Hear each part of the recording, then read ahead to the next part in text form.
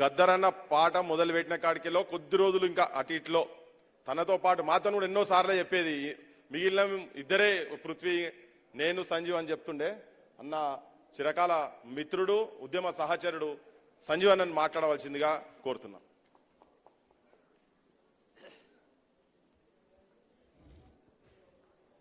ఇక్కడ వచ్చిన అందరికీ నా వందనాలు. ప్రధానంగా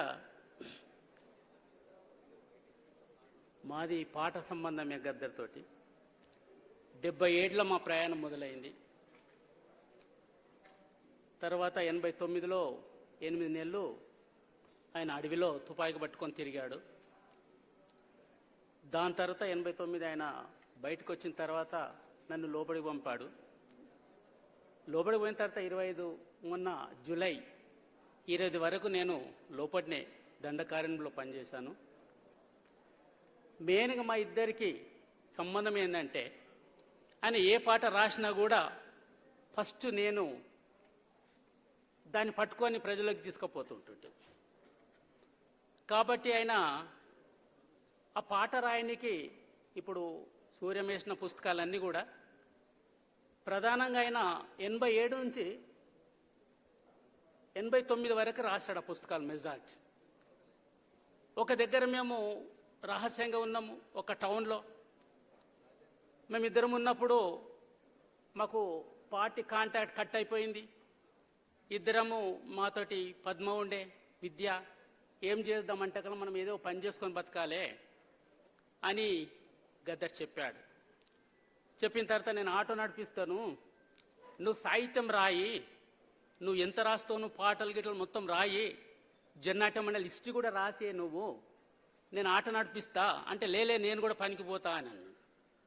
నువ్వు పోవద్దే, నువ్వు పోతే చాలా కష్టమవుతుంది అంటే లేలే నువ్వు పోతే నేను కూడా పోతా అన్నాడు.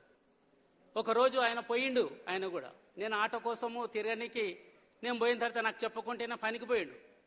పనికి పోయిన తర్వాత ఏదో కంపెనీలో పనికి పోయిన తర్వాత చేతల్ని పొక్కులైపోయి సాయంత్రం వచ్చిండు.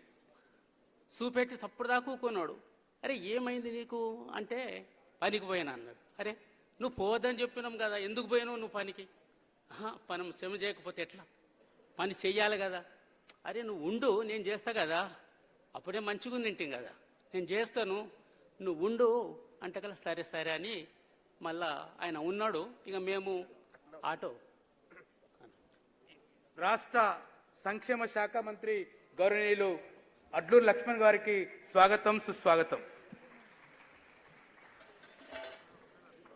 అడ్లూరు లక్ష్మణ్ గారికి సంచాలకులు ఏనుగు నరసింహారెడ్డి గారు బోకే ఇవ్వాల్సిందిగా కోరుతున్నాం. అన్న కంటిన్యూ.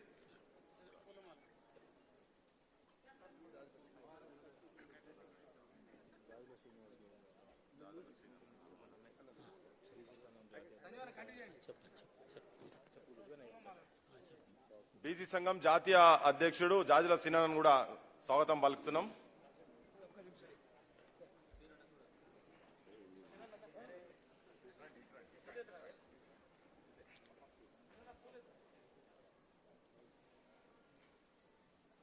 జోహార్ ప్రజాయుద్ధరావు కే కామ్రేడ్ గద్దర్ అన్నకు జోహార్.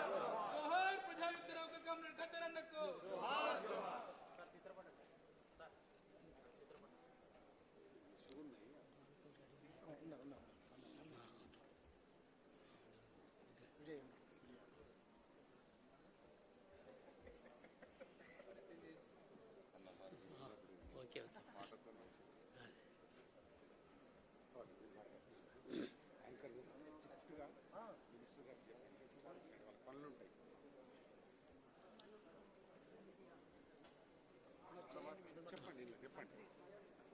అట్లా గద్దరన్న ఆ పనికి పోవడం జరిగింది.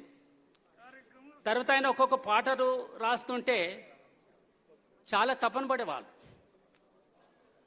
పల్లె పాటలు ఎంత ఆలోచన చేసి రాస్తుండంటే చాలా లోతులోకి పోయి రాస్తుండే ఆయన. దాంట్లో భాగంగానే ఎన్ని పాటలు రాసిండంటే చాలా పాటలు రాశాడు సాహిత్యం.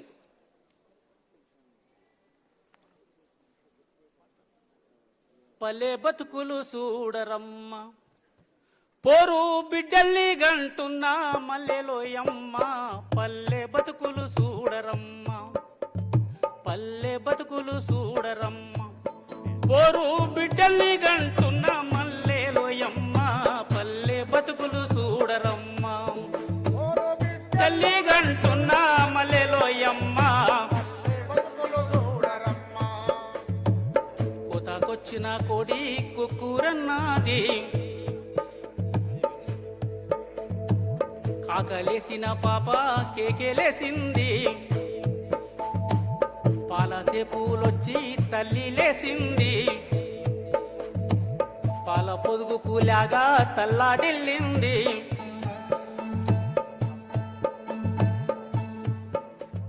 పల్లె చుట్టూ సూర్యుని ప్రదక్షిణ చేసినది సూర్యుని పల్లెను చూసి పొమ్మంది పల్లె బతుకులు చూడరమ్మ పోరు బిడ్డల్ని గంటున్న మల్లెలోయమ్మ పల్లె బతుకులు చూడరమ్మ.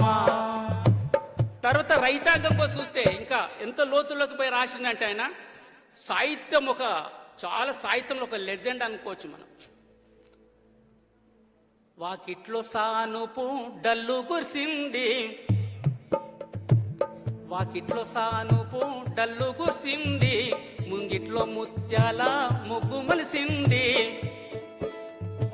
సేతాడు గిరికాతో సరసమాడింది నీళ్ళల్లో బొక్కెన నాట్యమాడింది నీవు ముందని నేను ముందని వదిన మర్దలు సరసమాడుతూ నీవు ముందని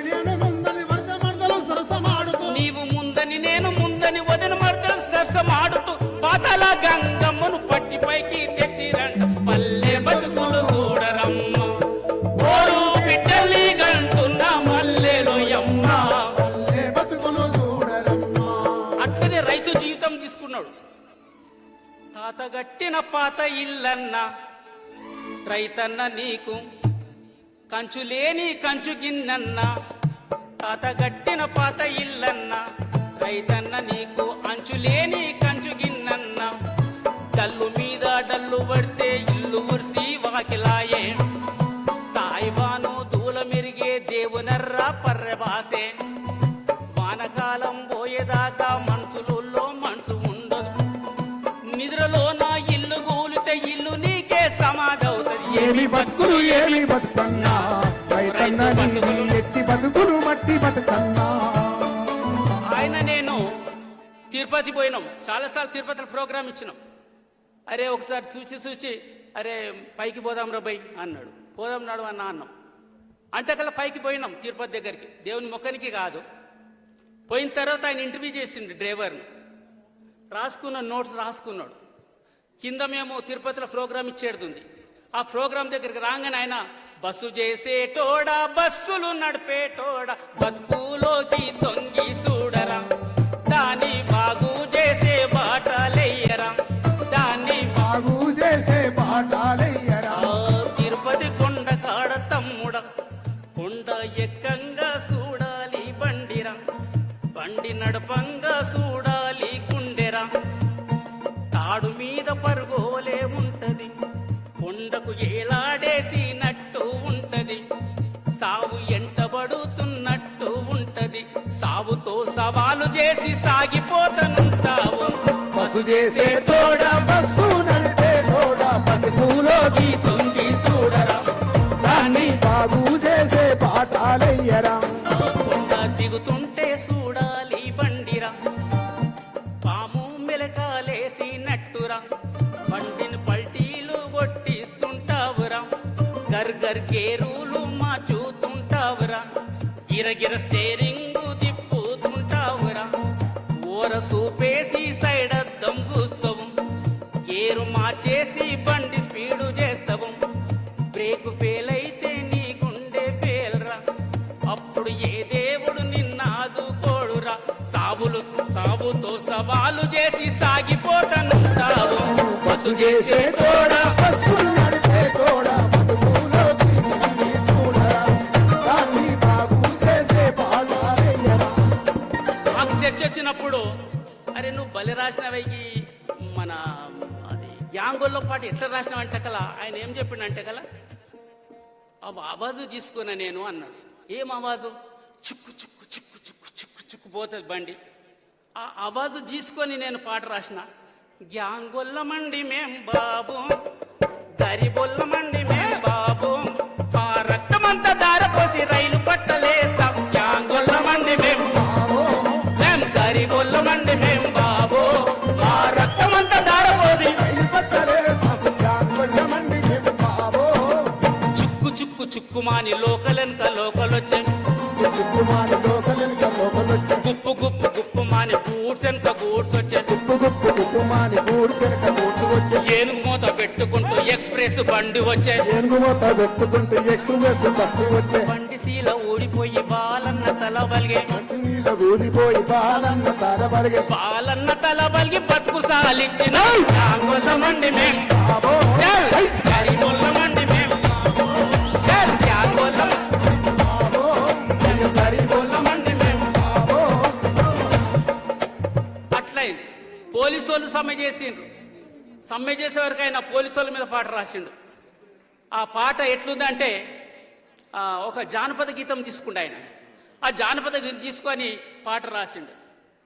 నల్లా చెరుకు నల్లా చెరుకు నల్లా నర్సయ్యో ఓ నర్సయ్య, నల్లా చెరుకు తీపిగుంటదో ఓ నర్సయ్య, నల్లా చెరుకు తీపిగుంటదో ఓ నర్సయ్య, నల్లా చెరుకు తీపిగుంటదో ఓ నర్సయ్య. ఆ పాది తీసుకున్నాడు ఆయన.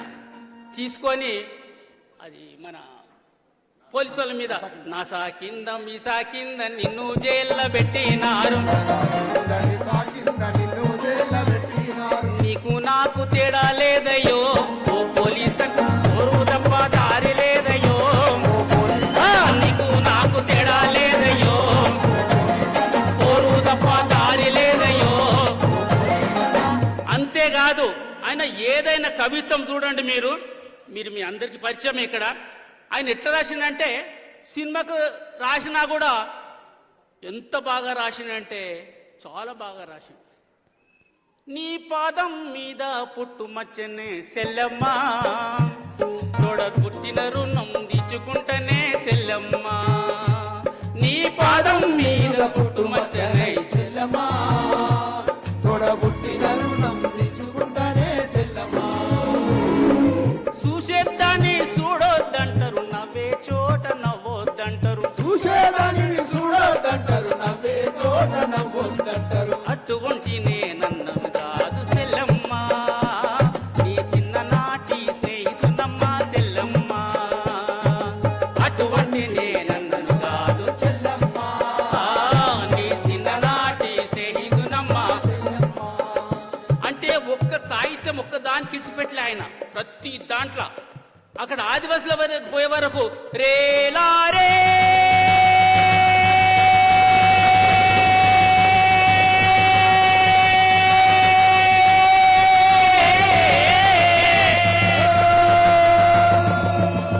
రేలారే జుంబగు జుంబగు జుంబగు బాలా జుంబగు జుంబగు జుం, జుంబగు జుంబగు జుంబగు బాలా జుంబగు జుంబగు జుం, జుంబగు జుంబగు జుంబగు బాలా జుంబగు జుంబగు జుం. అడవి తల్లికి దండాలో, మా తల్లి అడవికి దండాలో, అడవి తల్లికి దండాలో, తల్లి అడవికి దండాలో. అడవి సల్లాగుంటే అన్నానికి కొదవాలేదు,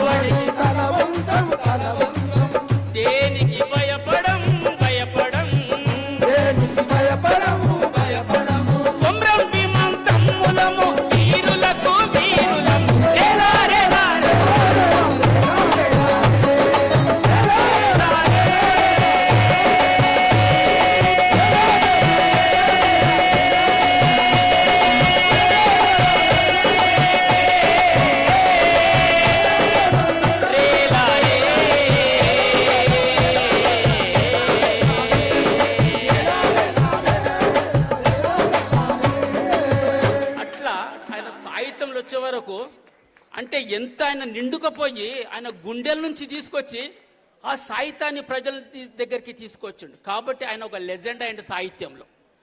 కాబట్టి ఆ ఇద్దరం ఉన్నప్పుడు చిన్న 2 ఘటనలు చెప్పి నేను ముగిస్తాను. ఇట్లనే ఆయన రోడ్డు మీద పోతున్నాడు.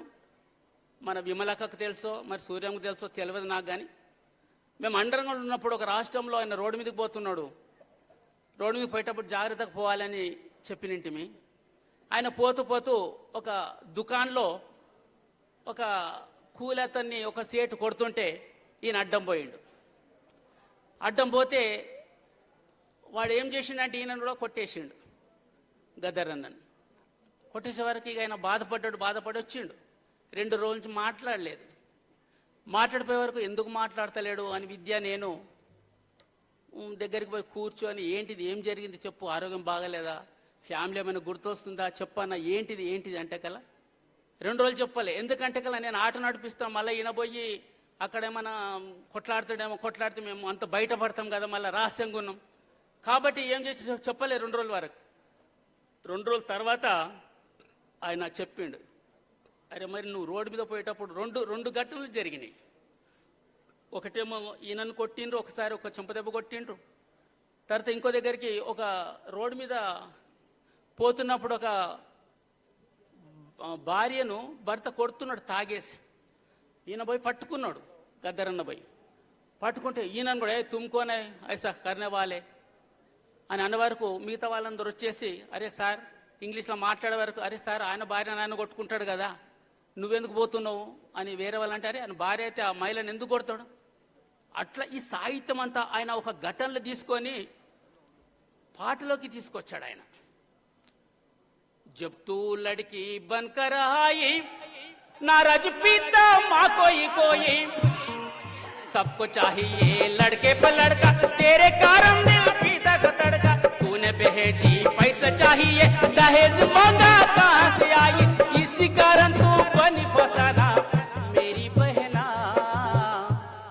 क्यों है ऐसा समझ लेना मेरी बहना ओ मेरी बहना क्यों है ऐसा समझ लेना मेरी बहना ओ मेरी बहना जब तेरी किसी से हो गई शादी पति के घर में बन गए कैदी सास ससुर की ताने सुनकर देवर ननद की बनी तू नौकर शोहर ने जब भी देखा या हंसकर कैदी की तुझे माँ बनाकर तू बनी बच्चों का कारखाना मेरी बहना क्यों है ऐसा समझ लेना मेरी बहना ओ मेरी बहना अरे क्यों है ऐसा समझ लेना मेरी बहना मेरी बहना आइना ऊर मनदिरा ఈ వాడ మనదిరా అనంగనే మేమేం చేస్తుంటామంటే ये गांव हमारा ये गली हमारी ये बस्ती हमसे है हर काम हमसे है हर हल अपना क्या अपना तोड़ अपना पुलाड़ अपना और बैल अपने रे बैल गाड़ी अपने बैल अपने रे बैल गाड़ी अपने ओ जालिम कौन रे उसका जुल्म क्या रे हर అట్లా చాలా సాహిత్యంలో ఆయన ఎంత లెజెండ్ అయిందంటే సాహిత్యంలో. అందుకే మేము కలిసి సినిమాలో కూడా పాడినింటి.